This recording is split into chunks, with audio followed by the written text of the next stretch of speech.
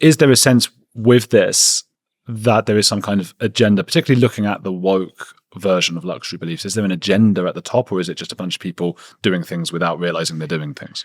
I think there's both. There are people who do tempt to set the agenda for what the educated public should be thinking about. Defund the police, to me, very obviously seemed like a coordinated movement among some circles, and then everyone else who reads prestige media, they just wanted to go along. They didn't want to look racist. They didn't want to look unkind or uncompassionate or something. There was a sort of a fervor in the country during that time and in sort of the broader Western world. And so, maybe 1%, 5%, some small percentage of people wanted to promote and push this policy, this idea, denigrate law enforcement, and then everyone else just either passively went along with it or somehow fooled themselves into believing that this was the right cause. So I don't think most people who promote luxury beliefs are not duplicitous. They're not inherently hypocritical or malicious.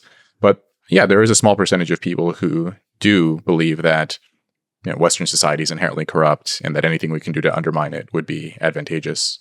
Have you been following how in the UK in particular, Keir Starmer, but also the newspapers on both sides of the political spectrum, the Guardian, the Daily Mail, have been rallying against social media, the alt sphere, whether that be alt-right or just alt, Elon Musk in particular. Like independent media. Yeah, independent media. And you use the word prestige media. Is that the opposite? Would that be the sort like of legacy media? Legacy media. Yeah. These are the two sides right now. Are you across that? I haven't followed that closely. I've just sort of scrolling Twitter or X that, there's been a little bit of a debate about this. It doesn't surprise me because a lot of these outlets are sort of mouthpieces for certain political advocacy groups and NGOs and organizations, and they would like for educated, smart people to get their news from those particular sources. And then when they hear about podcasts and Substacks and other things, YouTube channels, then they start to get worried. I used to work at The Sun when I was 22, so 13 years ago. I remember every meeting, every conversation was about, oh God, how can we keep up with the Daily Mail? How can we keep up with all the others and get a bigger share of the readers? And they must now be thinking that when they look at social media, it gets like 30% or so, and it's climbing higher and higher, right. And they're panicking. And that was worrying for me, seeing the collusion of a supposedly right-wing newspaper and a supposedly left-wing newspaper, The Guardian and Daily Mail. They're now together with the politicians.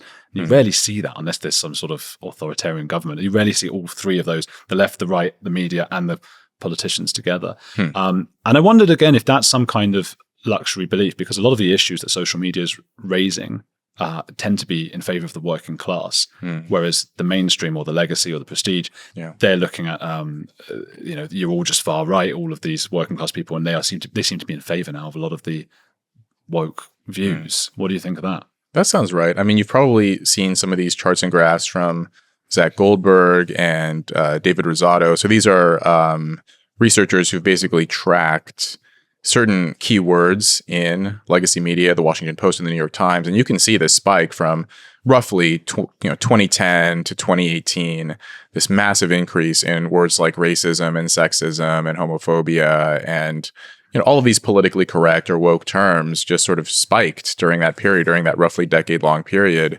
And it did seem like I find it very hard to believe that was an accident, that all of these terms at the same time, multiple newspapers and outlets at the same time, that this was just a total coincidence. And that was also the period when independent media started to attract large audiences, because people don't want to be beaten over the head with these politically correct concepts over and over. And so they started to seek news from other sources, independent sources, or at least get their opinion journalism from other sources. And a lot of those outlets have started to hemorrhage money. I know the New York Times financially, they seem to be doing quite well with their online subscriptions, but the Washington Post, this has been covered endlessly, that they've been losing money for a while, and other outlets too. It's very hard to make money in legacy media, as you probably know. So is that a case of they focus so much on these luxury beliefs that they only have this sort of minority of smug people to buy their copy? That seems right, that a lot of people are willing to incur financial costs in order to promote an agenda. I think this is where maybe a lot of people are mistaken that, that ultimately these organizations care about the bottom line. They just want to make money.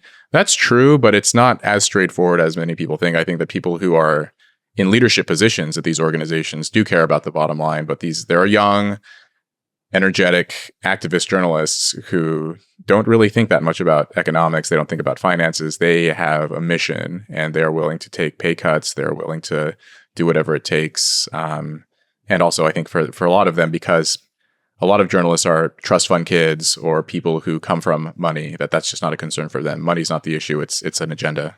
That makes them, I suppose, primed for ideological capture.